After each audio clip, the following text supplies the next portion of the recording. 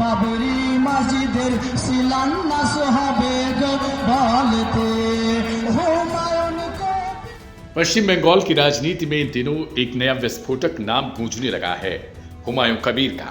मुर्शिदाबाद में बाबरी मस्जिद की आधारशिला रखकर सुर्खियां बटोरने वाले कबीर अब सीधे ममता बनर्जी की सत्ता तक को चुनौती देने के मूड में आ गए हैं। उन्होंने नई राजनीतिक पार्टी बनाने का ऐलान किया था और साफ कहा है ममता को भी हराएंगे और बंगाल की सत्ता बदल कर दिखाएंगे। लेकिन सबसे बड़ा विवाद तब उठने लगा जब बाबरी मस्जिद के नाम पर सऊदी अरब और बांग्लादेश से कथित तौर पर चंदा आने की खबरें सामने आने लगी। सवाल पूछा गया, क्या विदेशी धन भारत की राजनीति और धार्मिक निर्माण में इस्तेमाल हो रहा है?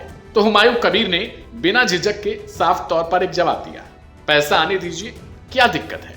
जब हमारे प्रधानमंत्री को सऊदी अरब में इतनी इज्जत मिलती है तो वहां के लोग अगर भारत के मुस्लिमों को मस्जिद बनाने में मदद करते हैं तो परेशानी किस बात की है? कबीर ने यह भी दावा किया कि उनके मुस्लिम समर्थकों ने पारदर्शी तरीके से उन्हें चंदा दिया है। उनका कहना है कि पूरा कलेक्शन सीसीटीवी की निगरानी में गिना गया और उनके बैंक अकाउंट में अभी तक 3 करोड़ रुपए से ज्यादा का चंदा जमा हो चुका है।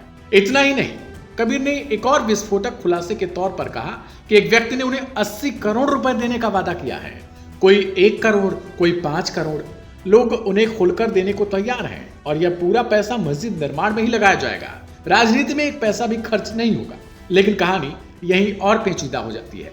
टीएमसी का आरोप है कि बीजेपी हुमायूं कबीर को बैकडोर से फंड कर रही है ताकि बंगाल में ध्रुवीकरण हो सके और चुनावी फायदा बीजेपी को मिल जाए। इन आरोपों पर भी कबीर ने करारा पलटवार किया। उन्होंने कहा, पहले टीएमसी से पूछिए कि अटल बिहारी वाजपेयी को काली घाट कौन लेकर गया था? उनकी माता को वाजपेयी ने प्रणाम किया था। उस समय कितने की डील हुई थी?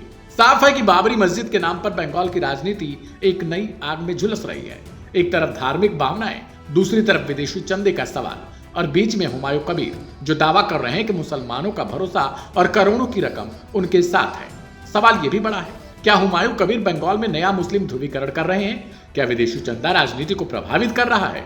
और क्या यह पूरा मामला 2026 के चुनाव से पहले बंगाल को नए हिंदू मुस्लिम समीकरण में धकेलने की कोशिश है? आने वाले दिनों में यह विवाद और भड़क सकता है, ऐसा लोगों का मानना है। लेकिन सवाल यह भी है कि आखिर सिर्फ बंगाल में ही बाबरी मस्जिद को लेकर इतनी तूल क्यों दी जा रही है? कुछ लोगों का कहना है कि बंगाल में आगामी समय में ही चुनाव है और इस चुनाव से पहले ही तमाम तरीके की खबरें आपको देखने को मिलेंगी। जबकि इससे पहले मांग की जा रही थी कि बाबरी मस्जिद के लिए सुप्रीम कोर्ट ने पहले से ही जमीन आवंटित की है, लेकिन वहां पर अभी तक एक भी ईंट आखिर क्यों नहीं रखी गई? इस खबर पर आपकी क्या राय है? कमेंट बॉक्स में हमें जरूर लिखें। ऐसे ढेर सारी खबरों से जुड़े रहने के लिए सब्सक्राइब करें लाइव हिंदुस्तान।